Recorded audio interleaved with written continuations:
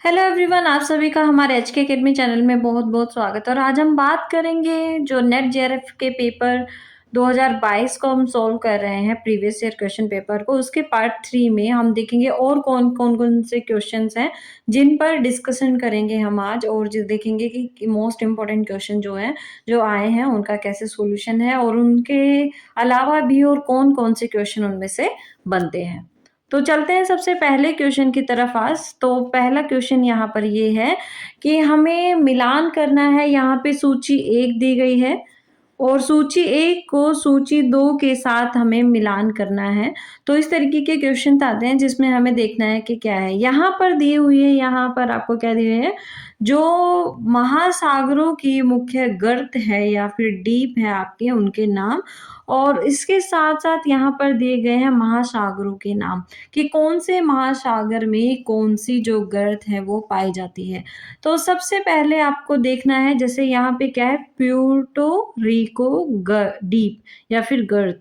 इसके बाद सुंडा गर्त है, फिर फिलिपाइन गर्त है, फिर पॉइंट बैरो है। इसके बाद इसमें प्रशांत महासागर दिया हुआ है, अटलांटिक महासागर दिया हुआ है, हिंद महासागर दिया हुआ है और आर्कटिक महासागर दिया हुआ है। अब यहाँ पे आप देखोगे कि प्यूर्टो रिको जो डीप है या गर्त है वो कहाँ पर मिलता है, आपका अटलांटिक महासागर में पाया जाता है। और ये अटलांटिक महासागर में जो आपका कैरेबियन सागर है उसके वहाँ पर ये अवस्थित है।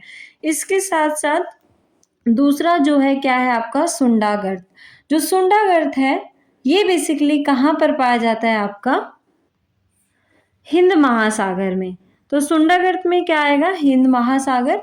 तीसरा जो है ये क्या है, फिलिपाइन गर्त। तो फिलिपाइन गर्त कहाँ पर है आपका, फिलिपाइन गर्त है प्रशांत महासागर में। ये उत्तरी प्रशांत महासागर में मिलता है, आपका जापान ट्रेंच के जो पास में ही फिलिपाइन गर्त है।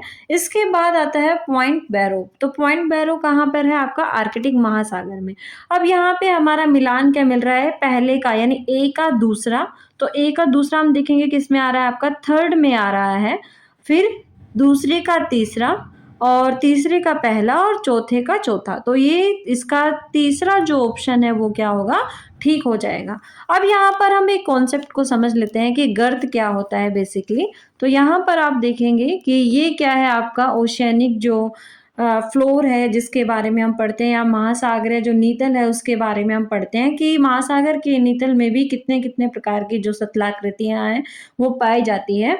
तो सबसे पहले यहाँ पे आपको कॉन्टिनेंटल शेल्फ दिख रहा होगा, फिर कॉन्टिनेंटल स्लोप दिख रहा होगा, कॉन्टिनेंटल राइज दिख रहा होगा, फिर उसके बाद जो प्लेन मैदान होते हैं ओशियन के उसको क्या कहा जाता है, बेसल प्लेन कहा जाता है। और उसके नीचे क्या है, जो गहरी गर्त मिलती है उसको ही क्या कहा जाता है, ओशियनिक गर्त या फिर ओशियनिक ट्रेंच कहा जाता है, या महासागरीय गर्त इसको कहा जाता है। तो ये जो क्या है, खाइयां जो दिखती है महासागरों में, इसी को ही क्या कहा जाता है, ओशियनिक ट्रेंच कहा जाता है। अब हम चलते हैं कि विश्व में जो ओशियनिक ट्रेंच है वो कहाँ-कहाँ पर पाई जाती है। तो मेन कौन-कौन सी, एक बार उनको देख लेते हैं। तो ये क्या है, आपका पैसिफिक ओशियन। तो पैसिफिक ओशियन में यहाँ पे कुर्ली ट्रेंच है, फिर उसके बाद मेरियाना ट्रेंच यहाँ पर आपकी मिलती है, फिर उसके बाद यहाँ पर जापान सागर में जापान जो ट्रेंच है वो पाई जाती है, फिर उसके बाद यहाँ पर आप देखेंगे तो यहाँ पे रिक्यू जो ट्रेंच है वो पाई जाती है, फिर इसके बाद यहाँ पर आपका फिलिपाइन ट्रेंच है। तो ये फिलिपाइन ट्रेंच और जापान ट्रेंच ये इंपॉर्टेंट है, ध्यान रखना है। कुर्ली ट्रेंच भी इंपॉर्टेंट है, ध्यान रखना है। ये कहाँ है, प्रशांत महासागर है में पाई जाती है। उसके बाद आता है आपका जावा ट्रेंच। यहाँ पर आपकी कौन सी ट्रेंच मिलती है, ऑस्ट्रेलिया ट्रेंच। अब चलते हैं यहाँ पर इंडियन ओशन के बारे में। अब ये क्या है, आपका इंडियन ओशन है। अब यहाँ की जो मेन ट्रेंचेस हैं उनके बारे में बात करते हैं। तो ये कौन सी कटक आ रहे हैं, यहाँ पे मिड इंडियन रिज है। इसमें यहाँ पर एक कटक आपको दिख रही होगी, ये कौन सी कटक है, साउथ ईस्ट इंडियन रिज है। और यहाँ पर एक गर्त आपको दिख रहा होगा, ये कौन गर्त है, कर्माडेक टोंगा ट्रेंच है। ये काफी इंपॉर्टेंट ट्रेंच है आपकी इंडियन ओशन की। अब इसके बाद चलते हैं हम आपका मिड अटलांटिक रिज के बारे में। तो मिड अटलांटिक रिज काफ़ी इम्पोर्टेंट है आपकी अटलांटिक ओशन की, और ये क्वेश्चन बहुत बार आता है भी, और इसमें से क्वेश्चन पूछे भी जाते हैं मिड अटलांटिक रिज के बारे में और उसके ब्रांचेज जो हैं उनके बारे में। तो आप लोगों को ये अच्छे से पढ़ लेना है, और मैं अपनी नेक्स्ट जो क्लास होगी कोई इम्पोर्टेंट, उसमें आपको इस रिज की जो फर्दर डिविजन्स है उनके बारे में अच्छे से एक्सप्लेन करके बताऊंगी। अब यहाँ पे हम देखते हैं कि आपके ईस्ट पैसिफिक में कौन कौन सी कटक है। अब यहाँ पे कौन सी ट्रेंच है, अल्यूशन ट्रेंच है। इसके बाद यहाँ पर आपकी कौन सी ट्रेंच है, पेरू चिली ट्रेंच है। इसके बाद यहाँ पर आप पैसिफिक एंटार्क्टिक रिज है। इसके बाद हम बात करें रिजेस के बारे में, तो पैसिफिक एंटार्क्टिक रिज है यहाँ पे एक इम्पोर्टेंट रिज है, और यहाँ पर ईस्ट पैसिफिक रिज जो है ये भी काफ़ी इम्पोर्टेंट है। तो ये काफ़ी इम्पोर्टेंट आपके ट्रेंचेस और रिजेस हैं जो आपके जो नेट जेआरएफ के एग्जाम में उसमें पूछी जाती है। इसके बाद चलते हैं हम नेक्स्ट क्वेश्चन पे। नेक्स्ट क्वेश्चन क्या आया था आपका नेट जेआरएफ में, वायु के लेमिनार परिवाह को संदर्भित करता है, यानी कौन है जो वायु के लेमिनार प्रवाह जो है उसको संदर्भित करता है। अब लेमिनार प्रवाह में क्या है, सभी दिशाओं में कणों की गति को, एक दिशा में कणों की गति को, या सतही हवाओं की दिशाओं में विक्षेपण को, या दो समदाब रेखा के बीच वायुदाब में कमी को। अब लेमिनार जो हवा है वो एक दिशा में कणों की गति को संदर्भित करता है। तो इसका जो आंसर है वो कौन सा ठीक होगा, आपका बी आंसर ठीक होगा कि वायु का लेमिनार प्रवाह जो है वो क्या बताता है, एक दिशा में कणों की गति किस प्रकार के उसको प्रदर्शित करता है। नेक्स्ट क्वेश्चन के बारे में डिस्कस करते हैं अब कि आर्कटिक महासागर में समुद्री बर्फ का अधिकतम विस्तार किस महीने में पाया जाता है, यानी जो आपकी ओशियनिक जो आइस है वो सबसे ज़्यादा किस महीने में होती है, आपकी जो आर्कटिक ओशन है उसमें। तो आर्कटिक ओशन आपको इसकी लोकेशन भी पता होनी चाहिए, मैं आपको इसकी लोकेशन भी बता देती हूँ कि ये जो आपका ओशन है ये क्या है, आपका आर्कटिक ओशन है। तो इसमें पूछा गया है आपका कि आर्कटिक ओशन में सबसे अधिक बर्फ जो है वो कौन से महीने में होती है। तो दिसंबर में, फरवरी में, जनवरी में, या फिर मई में। तो सबसे ज़्यादा जो बर्फ का विस्तार पाया जाता है आर्कटिक ओशन में वो मई के महीने में पाया जाता है। अब यहाँ पे ये ध्यान रखना ज़रूरी है कि आर्कटिक ओशन जो है इसमें सबसे अधिक और सबसे कम जो हिम का विस्तार है वो कौन से महीने में होता है। तो सबसे अधिक जो हिम का विस्तार है वो कौन से महीने में होता है, मार्च के महीने में होता है, लेकिन मार्च का महीना यहाँ पे नहीं दिया गया है इसलिए हमने यहाँ पे मई को ठीक किया है, और यही आपका एनटीए ने माना था। और सबसे कम जो विस्तार होता है वो किस महीने में पाया जाता है, सबसे कम सितंबर महीने में पाया जाता है। अब ये हमें कब कैसे पता चला, ये कैसे इसके बारे में बताया गया, तो national snow and ice data centre की ये रिपोर्ट थी वर्ष 2021 की। इसमें बताया गया था कि मार्च में जो आपका आर्कटिक ओशन है उसमें सबसे अधिक जो है बर्फ का विस्तार पाया जाता है, वहीं से ये डेटा उठाया गया था। अब आगे चलते हैं, यहाँ पर दिया गया है वॉन थ्यूनन द्वारा प्रतिपादित शहर के केंद्र से परिधि तक के कृषि गतिविधियों का हमें बताना है कि कौन कौन सी कृषि गतिविधियां होती है। तो वॉन थ्यूनन ने जो अपनी पेटियां बताई, तो पेटी में इसने क्या कहा है कि ये जो सेंटर है इस सेंटर से बाहर तक हमें पेटियों का विस्तार बताना है कि पहली पेटी में क्या होता है, दूसरी पेटी में क्या, तीसरी में क्या और चौथी में क्या। अब वॉन थ्यूनन का जो मॉडल है वो काफ़ी इंपॉर्टेंट है और इसमें से हर साल कोई ना कोई क्वेश्चन जो है वो पूछा जाता है। सबसे पहले आपको वॉन थ्यूनन के मॉडल के बारे में ही पता होना चाहिए कि वॉन थ्यूनन का मॉडल जो है वो क्या कहता है। तो यहाँ पे मैं आपको पहले एक छोटा सा वॉन थ्यूनन का जो मॉडल है उसके बारे में बता देती हूँ। सबसे पहले आपको ये ध्यान रखना है, वॉन थ्यूनन ने अपना मॉडल जो है वो 1826 में दिया था। यानी इसके मॉडल को क्या कहा जाता है, कृषि अवस्थिति सिद्धांत कहा जाता है। आप लोगों को ध्यान रखना है, एग्रीकल्चर लोकेशनल थ्योरी इसको कहा जाता है और 1826 में इसको प्रतिपादित करता है। अब हम बात करते हैं कि उसके मॉडल के बारे में, कि उसने अपना मॉडल जो है वो किस प्रकार से कितनी पेटियों में डिवाइड किया। तो आप लोगों को ध्यान रखना है कि 6 पेटियों में उसने डिवाइड किया और उसने क्या बताया कि 6 की 6 पेटी जो है वो क्या है, संकेंद्रित है।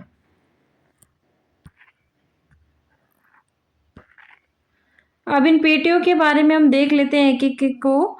ये क्या है आपका, वॉन थ्यूनेन कहता है कि सिटी सेंटर के चारों ओर क्या है, आपकी जो पेटियां हैं वो संकेंद्रित है। संकेंद्रित का मतलब ही क्या होता है कि जो कृषि पेटियां हैं वो क्या है, उनका जो सेंटर है वह, उनका जो केंद्र है वो एक ही होता है। उसको क्या कहा जाता है, संकेंद्रीय कहा जाता है। तो आप लोगों को ये ध्यान रखना है संकेंद्रीय का क्या मतलब होता है। अब वो कहता है कि पहली पेटी में किसका उत्पादन किया जाएगा, कि जो चीजें जल्दी खराब हो जाती है उनका उत्पादन किया जाएगा। तो यहाँ पे 2 चीजें होंगी, एक तो सब्जियां होंगी और दूसरा क्या होगा, दूध का उत्पादन होगा।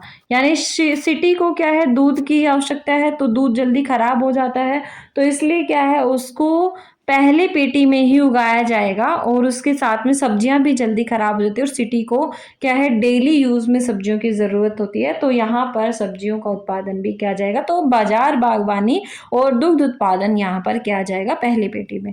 अब दूसरी पेटी में क्या है, उस समय घरों को गर्म करने के लिए सिर्फ क्या होता था, लकड़ी की आवश्यकता होती थी। अब लकड़ी क्या है, भारी है, तो यहाँ अगर बाहर से सिटी सेंटर से अगर हम अंदर की तरफ इस लकड़ियों को लेकर जाएंगे तो उसकी ट्रांसपोर्ट कॉस्ट है वो बहुत ज्यादा बढ़ जाएगी। इसीलिए उन्होंने क्या कहा कि दूसरी पेटी में क्या चाहिए होगा, हमें ईंधन चाहिए होगा, ईंधन के लिए लकड़ी चाहिए होगी, तो यहाँ पर क्या उगाया जाएगा, आपका लकड़ी का उत्पादन किया जाएगा। अब तीसरी पेटी में वो क्या कहता है कि तीसरी पेटी में हमें अनाज की आवश्यकता है, तो तीसरी पेटी में अनाज का उत्पादन होगा। लेकिन अनाज के उत्पादन के समय यहाँ पर कोई भी पड़ती भूमि नहीं छोड़ी जाएगी, कोई भी फैलो लैंड नहीं छोड़ी जाएगी, कोई भी खाली भूमि यहाँ पे नहीं छोड़ी जाएगी। अब इसके बाद चौथी पेटी आती है। चौथी पेटी में भी वो क्या कहता है कि अनाज का ही उत्पादन होगा, लेकिन यहाँ पे 14% क्या कर देंगे, खाली भूमि या फिर पड़ती भूमि हम छोड़ देंगे। तो यहाँ पर क्या है, अनाज का जो उत्पादन है वो पहली पेटी से थोड़ा कम रहेगा। इसके बाद पांचवी पेटी में वो क्या कहता है कि पांचवी पेटी में भी भाई अनाज का ही उत्पादन होगा, लेकिन यहाँ पर क्या किया जाएगा, 33% जो भूमि है उसको खाली छोड़ दिया जाएगा। 33% भूमि को पड़ती छोड़ दिया जाएगा या फैलो लैंड यहाँ पे छोड़ दी जाएगी। अब यहाँ पर एक क्वेश्चन और बनता है कि 3 खेत प्रणाली जो है वो कहाँ पर अपनाई जाती है। तो वॉन थ्यूनेन के मॉडल में 3 खेत प्रणाली का जिक्र जो है वो 5वीं पेटी में किया गया है, तो आपको ये भी ध्यान रखना है। इसके बाद छठी पेटी में वो क्या कहता है कि छठी पेटी में सिर्फ क्या उगाया जाएगा, आपका जो पशुचारण है वो किया जाएगा। और इसके साथ साथ पशुचारण के साथ साथ यहाँ पे और क्या किया जाएगा, जो दूध से बने हुए पदार्थ है जैसे पनीर है, तो उसका उत्पादन यहाँ पर होगा, क्योंकि ये क्या है, जल्दी खराब नहीं होता है, ये इसको समय लगता है, तो यहाँ पर इसका उत्पादन, पनीर का उत्पादन किया जाएगा। पशुओं को यहाँ पर क्यों रखा गया लास्ट वाली पेटी में, तो एक तो ये है कि सिटी सेंटर से बाहर से अगर हम पशुओं को अंदर लाते हैं तो उस पर ट्रांसपोर्ट कॉस्ट जो है वो बहुत ही कम होता है, इसीलिए हम पशुओं को बाहर की पेटी में भी क्या कर सकते हैं, अपना रख सकते हैं। तो ये था वॉन थ्यूनेन का कृषि अवस्थिति सिद्धांत। आई होप सभी को समझ आया होगा। अब चलते हैं हमारे क्वेश्चन की तरफ। तो यहीं पे ये पूछा गया कि वॉन थ्यूनेन के द्वारा जो कृषि अवस्थिति सिद्धांत है उसमें केंद्र से परिधि की तरफ कृषि की गतिविधियां क्या क्या है। तो इसमें क्या दिया हुआ है, अनाज की खेती, बाजार बागवानी, 3 खेत प्रणाली और ईंधन और लकड़ी। अब मैंने आपको बताया बाजार और बागवानी पहली पेटी में होगा, ईंधन की लकड़ी दूसरी पेटी में होगा, अनाज की खेती जो है वो क्या है, तीसरी पेटी में होगी, और 3 खेत प्रणाली जो है वो 5वीं पेटी में है। तो यहाँ पर हमें क्या करना है, पहले में बी आएगा, दूसरे में डी आएगा, तीसरे में ए आएगा और चौथे में सी। तो आपका चौथा जो ऑप्शन है वो करेक्ट हो जाएगा। तो यहाँ पर आई होप सभी को समझ आया होगा। किसी का कोई क्वेश्चन है, क्वेरी है तो मुझे कमेंट सेक्शन में भेज सकता है। अब नेक्स्ट क्वेश्चन पे चलते हैं हम। निम्नलिखित में से कौन सा एक सांस्कृतिक समूह और पर्यावरण के बीच संबंध को दर्शाता है? अब यहाँ पर हमें दिया हुआ है सांस्कृतिक पारिस्थितिकी, फिर क्या है सांस्कृतिक अभिसरण, सांस्कृतिक प्रसार या सांस्कृतिक चूल्हा। अब यहाँ पे 4 टर्म दी गई है। तो अगर हम बात करें प्राकृतिक आपका पर्यावरण और सांस्कृतिक समूह के बीच जो संबंध को दर्शाता है उसको क्या कहा जाता है? सांस्कृतिक पारिस्थितिकी या फिर कल्चरल इकोलॉजी कहा जाता है। अब यहाँ पर हम इस वर्ड को भी समझ लेते हैं। कल्चरल इकोलॉजी बेसिकली होता क्या है? तो सांस्कृतिक पारिस्थितिकी बेसिकली क्या है कि जैसे आपका जो कल्चर है या आपकी संस्कृति है प्लस आपका जो वहाँ का नेचुरल एनवायरनमेंट है, इन दोनों का रिलेशनशिप जो ह्यूमन के साथ है या मानव के साथ है, इसका अध्ययन करना ही या इसका अध्ययन ही क्या कहलाता है? आपका सांस्कृतिक पारिस्थितिकी कहलाता है। तो आप लोगों को ध्यान रखना है सांस्कृतिक पारिस्थितिकी क्या है? सामाजिक और जो आपका फिजिकल या फिर भौतिक वातावरण है उसमें मानव का जो अनुकूलन का अध्ययन है उसको ही क्या कहा जाता है? सांस्कृतिक पारिस्थितिकी कहा जाता है। और इसके बाद एक और वर्ड यहाँ पे आता है सांस्कृतिक अभिसरण। अब अगले क्वेश्चन में अगर कभी ये पूछ भी ले तो क्या होता है कि जब कोई क्या है 2 संस्कृतियां आपस में मिलती है और उनके बीच में मिलने से जो एक नया अनुभव क्रिएट होता है या संबंध जो उनका होता है एक दूसरे से बदलते हैं, अनुभवों को एक दूसरे को पहचानते हैं, उसी को ही क्या कहा जाता है? अभिसरण संस्कृति या सांस्कृतिक अभिसरण कहा जाता है। सांस्कृतिक प्रसार यहाँ पे एक वर्ड आता है। सांस्कृतिक प्रसार क्या है? ये एक विभिन्न जो संस्कृतियां हैं उनके हिस्सों का प्रसार या फिर उनका विलीनीकरण है। यानी एक संस्कृति का दूसरी संस्कृति में, दूसरी संस्कृति का तीसरी संस्कृति में मिल जाना या एक संस्कृति का दूसरी संस्कृति में घुल मिल जाना या दूसरों का प्रसार एक दूसरे में करना, अपने रीति रिवाजों का प्रसार दूसरों में करना, दूसरे के रीति रिवाजों का प्रसार अपने रीति रिवाजों में अपनाना, उसी को ही क्या कहा जाता है? सांस्कृतिक प्रसार कहा जाता है। अब यहाँ पर एक और वर्ड आता है सांस्कृतिक चूल्हा। ये आप लोगों को भी ध्यान रखना है इसको। तो ये एक अच्छी टर्म है सांस्कृतिक चूल्हा, इसको भी ध्यान रखना है आप लोगों को। अब सांस्कृतिक चूल्हा बेसिकली क्या है? ये जो प्राचीन सभ्यताओं के हमारे जो केंद्र रहे हैं उनको संदर्भित करते हैं और यही जो हमें क्या बताते हैं, जो यानी जो आधुनिक समाज है या हमारा आज का जो समाज है उसको प्रेरित करता है या उसको प्रभावित करता है। तो उसी को ही क्या कहा जाता है? सांस्कृतिक चूल्हा। यानी जिससे हमारी सभ्यता हुई, जैसे अगर हम बात करें आपकी हड़प्पा सभ्यता की, जैसे हम बात करें आपकी सिंधु सभ्यता की, तो हमारी जो संस्कृति है कहीं ना कहीं उससे प्रभावित आज के टाइम में भी है। तो यही क्या कहलाता है? आपका सांस्कृतिक चूल्हा कहलाता है। अब चलते हैं हमारे नेक्स्ट क्वेश्चन पे। भारत में हिमाचल प्रदेश के बारे में निम्नलिखित में से कौन सा कथन जो है वो सही है? अब यहाँ पर हिमाचल प्रदेश के बारे में पूछा गया है। सबसे पहला कथन क्या है? जल विद्युत उत्पादन के लिए उच्च संभावनाएं हैं, उच्च साक्षरता है, बागवानी विकास की उच्च संभावनाएं हैं, खनिज संसाधनों से भरपूर है या प्रयोग करने योग्य भूमि का उच्च अनुपात है। अब यहाँ पे देखो क्वेश्चन में ही आपका आंसर जो है आसानी से अगर आप लॉजिक लगाएंगे तो आपको आसानी से समझ आ जाएगा। सबसे पहला क्या है कि हिमाचल प्रदेश में क्या है? नदियां हैं अच्छे से, तो वहां पर जल विद्युत की अपार संभावनाएं हैं, बिल्कुल ठीक है। नेक्स्ट क्वेश्चन क्या है? उच्च साक्षरता है, क्योंकि हम अपना जो सेंसस का डाटा देखते हैं तो उसमें उच्च साक्षरता हिमाचल प्रदेश की पाई जाती है। यानी यहाँ पर क्या है आपकी 2011 का सेंसस अभी तक हमारे पास अवेलेबल है, तो उसके अनुसार यहाँ पे 82.8% जो है क्या मिलती है? साक्षरता दर पाई जाती है। अब इसके बाद तीसरा पॉइंट क्या है? बागवानी विकास की उच्च संभावनाएं हैं। अब यहाँ पर ये भी क्या है? काफी इम्पोर्टेंट है, क्योंकि बागवानी के लिए यहाँ पर अपार संभावनाएं पाई जाती हैं। लेकिन हिमाचल प्रदेश क्या है? खनिजों से भरपूर नहीं है। दूसरा क्या है? प्रयोग योग्य उच्च भूमि नहीं है, क्योंकि माउंटेनियस रीजन है। अब यहाँ पर सही कौन सा है? A B C. तो ऑप्शन में हम देख लेंगे ए बी सी किस में आ रहा है, तो आपका ऑप्शन नंबर डी यहाँ पे ठीक हो जाएगा, ए बी सी। अब चलते हैं हमारे नेक्स्ट क्वेश्चन पे। संप्राय मैदान शब्द निम्नलिखित में से किसके लिए समर्पित है? संप्राय मैदान का कॉन्सेप्ट आपको समझना है। विलियम मॉरिस डेविस ने काफी सुंदर इसका कॉन्सेप्ट दिया हुआ है संप्राय मैदान का। अब देखो सबसे पहले क्या है? एक अपवर्तन चक्र के वृद्धावस्था में बनने वाली समतल सतह, दूसरा क्या है, वायु के कटाव से निर्मित होने वाली समतल सतह, समुद्री अपरदन द्वारा निर्मित एक समतल सतह, बाढ़ के मैदान के मिलने से निर्मित एक समतल सतह, या क्षरण के अंतिम उत्पाद के रूप में निर्मित एक समतल सतह।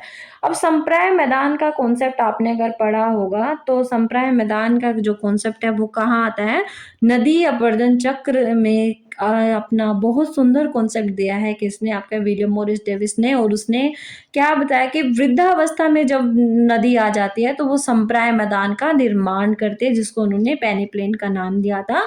तो यहाँ पर क्या है, एक अपरदन चक्र की वृद्धावस्था में बनने वाली समतल सतह, ये काफी इंपॉर्टेंट और सही स्टेटमेंट है। दूसरा स्टेटमेंट क्या सही है, क्षरण के अंतिम उत्पाद के रूप में निर्मित एक समतल सतह, यानी जो आपका इरोजनल का जो लास्ट स्टेज होता है उसमें निर्मित जो सतह है वो भी क्या है, आपका संप्राय मैदान होता है। तो यहाँ पे दो ठीक होगा, कौन सा, ए और ई। तो ए और ई यहाँ पे कहाँ पे है, ए में। तो यहाँ पे ऑप्शन नंबर ए जो है वो बिल्कुल ही ठीक हो जाएगा।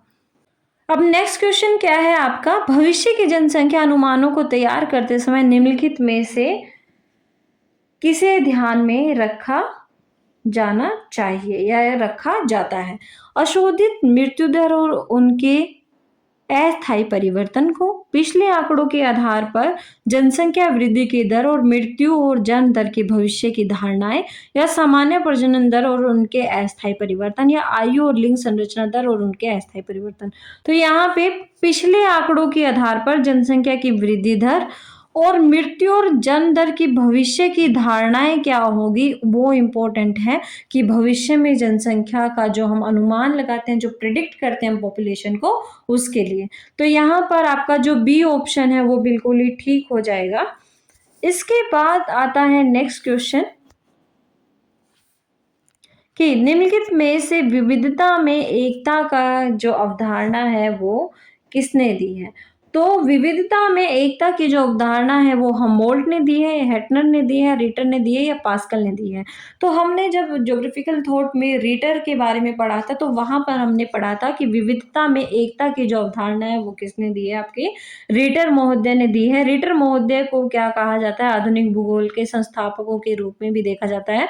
यानी हमबोल्ट और रीटर दोनों ही जो है ये ऐसे भूगोलवेता रहे हैं जिनको आधुनिक भूगोल के संस्थापक कहा जाता है। और रीटर ने ही क्या है, विविधता में एकता की जो अवधारणा है उसको दिया है। यानी क्या है, पृथ्वी पर विविधता होते हुए भी क्या है, एकता पाई जाती है। ये क्या बताया है, आपके रीटर महोदय ने बताया है। और इन्होंने एक महत्वपूर्ण ग्रंथ लिखा है, मैं पहले भी इसके बारे में आपसे डिस्कस कर चुकी हूँ रीटर महोदय के बारे में, कि इन्होंने अर्धकुंडे बहुत ही इंपॉर्टेंट ग्रंथ लिखा है। 1817 में ये प्रकाशित हुआ था, आप लोगों को ध्यान रखना है। अर्धकुंडे इसका नाम है, और ये प्रीवियस ईयर के क्वेश्चन पे में भी पूछा जा चुका है आप लोगों से कि अर्धकुंडे किसकी रचना है। इसको क्या कहा जाता है, अर्धकुंडे का जो बेसिकली अर्थ होता है वो क्या होता है, पृथ्वी विज्ञान होता है। तो ये काफी इंपॉर्टेंट है, आप लोगों को ध्यान रखना है। और 19 खंडों में इन्होंने अपनी पुस्तक ये प्रकाशित की थी। तो ये था रीटर के बारे में। तो अब हम जो बाकी के क्वेश्चन है उसको हमारी नेक्स्ट क्लास में डिस्कस करेंगे। अगर किसी का कोई क्वेश्चन है, कोई क्वेरी है इन क्वेश्चन के रिगार्डिंग, तो वो मुझे कमेंट सेक्शन में भेज सकता है। और मिलेंगे नेक्स्ट वीडियो में जिसमें हम देखेंगे और भी जो क्वेश्चन है आपके जो नेट जेआरएफ 2022 में जो पूछे गए थे सेकेंड शिफ्ट में, तो उसके रिगार्डिंग। और वीडियो पसंद आई हो तो लाइक कीजिए, हमारे HK Academy चैनल को सब्सक्राइब करना ना भूलें। मिलेंगे नेक्स्ट वीडियो में, तब तक के लिए थैंक यू।